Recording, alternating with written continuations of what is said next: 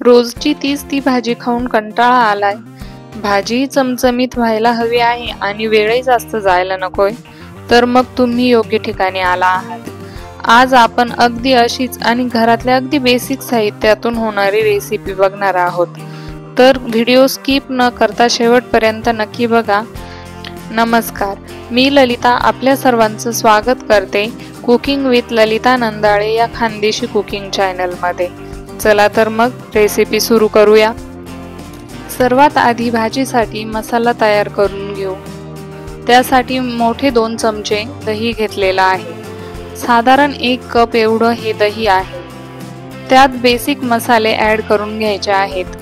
लाल तिखट 2 चमचे, काळा मसाला 1 चमचा, धना पावडर 1 चमचा, हळद अर्धा चमचा आणि हे सर्व चांगलं मिक्स करून घ्यायचं आहे. तुम्ही आवडीप्रमाणे मसाले कमी जास्त करू शकतात. आता एक बटाटा स्वच्छ धुवून त्याची साल काढून घ्यायची आहे आणि त्याचे लांब आकाराचे काप करून घ्यायचे आहेत. बटाट्याचे काप एका भांड्यात काढून घ्यायचे आहेत आणि त्यात पाणी घालून घ्यायचं आहे. आता एक कांदा कट करून घ्यायचा. कांदाही लांब आकाराचा म्हणजे कोंबडा कांदा कट करायचा आहे.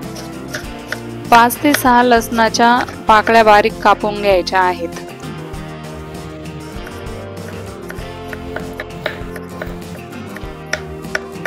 आता एका कढाईमध्ये तेल घालून घ्यायचं आहे. तेल गरम होऊ द्यायचं. त्यात अर्धा चमचा मोहरी घालून घ्यायची. मोहरी चांगली तडतडू द्यायची. त्यानंतर तेलात बारीक कट केलेला लसूण घालून घेणार. 1 चमचा जिरे घालून घेणार. लसूणचा कलर बदलेपर्यंत परतून घ्यायचे. त्यात कापलेला कांदा घालून घ्यायचा.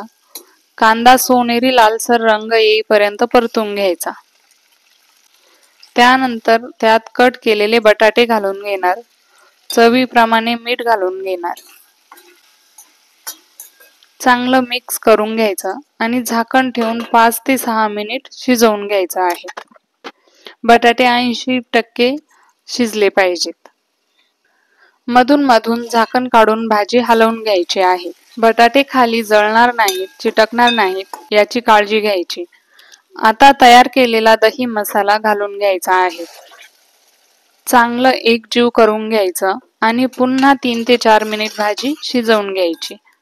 बारीक चिरलेली कोथिंबीर घालून घ्यायची आणि गरमागरम भाजी सर्व करायची. अगदी भन्नाट लागते ही भाजी आणि झटपटही बनते.